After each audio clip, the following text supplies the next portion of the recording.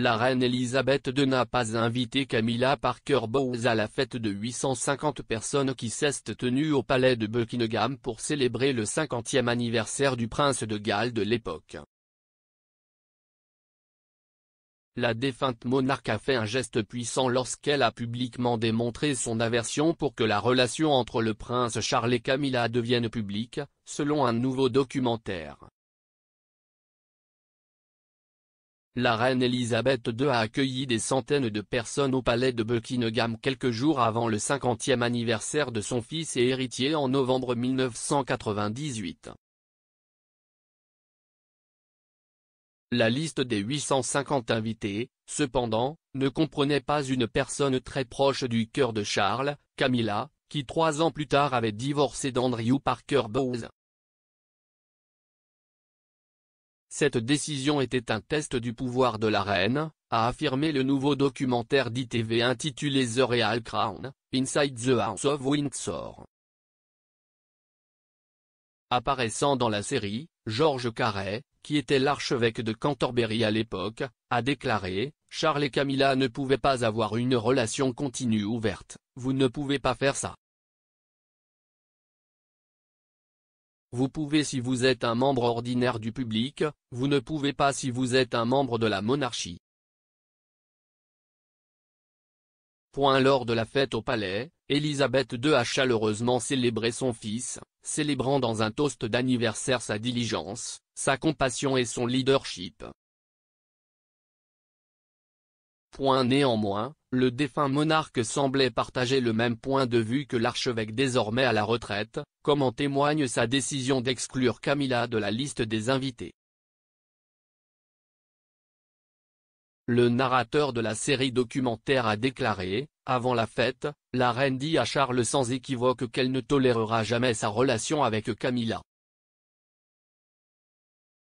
Et ainsi commence une lutte de pouvoir entre la reine et la suivante en ligne. Charles ne veut pas aller à l'encontre de la volonté de la reine, mais à 50 ans, ne pas être autorisé publiquement à être avec Camilla devient intolérable. Le prince de Galles de l'époque a finalement célébré son anniversaire marquant, bien qu'un privé, avec Camilla, qui aurait organisé à Highgrove un événement comprenant quelques 250 invités. La défunte reine et le prince Philippe, cependant, n'étaient pas présents. Quelques semaines plus tard, Charles a apparemment bougé contre le souhait de sa mère de garder sa relation avec Camilla une affaire privée, car il a été photographié quittant le Ritz à Londres aux côtés de son amant. Le documentaire affirmait que l'actuel roi avait informé le photographe royal respecté Arthur Edwards fin janvier 1999, l'informant qu'il pourrait y avoir une séance de photos à l'extérieur du luxueux hôtel de la capitale. Après avoir passé 3 jours à camper à l'extérieur du site, les photographes ont été récompensés par la toute première apparition publique conjointe du roi et de la reine.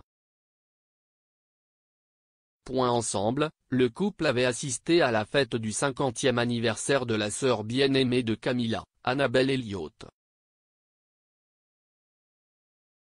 Cette décision a marqué un tournant dans la relation du couple et dans la façon dont elle était perçue par le cabinet et le public. En juin 2001, le couple a franchi une autre étape clé sur la voie de l'acceptation du public lorsque Charles a assisté en tant qu'invité de Camilla à une réception caritative, où ils ont échangé un baiser sur la joue.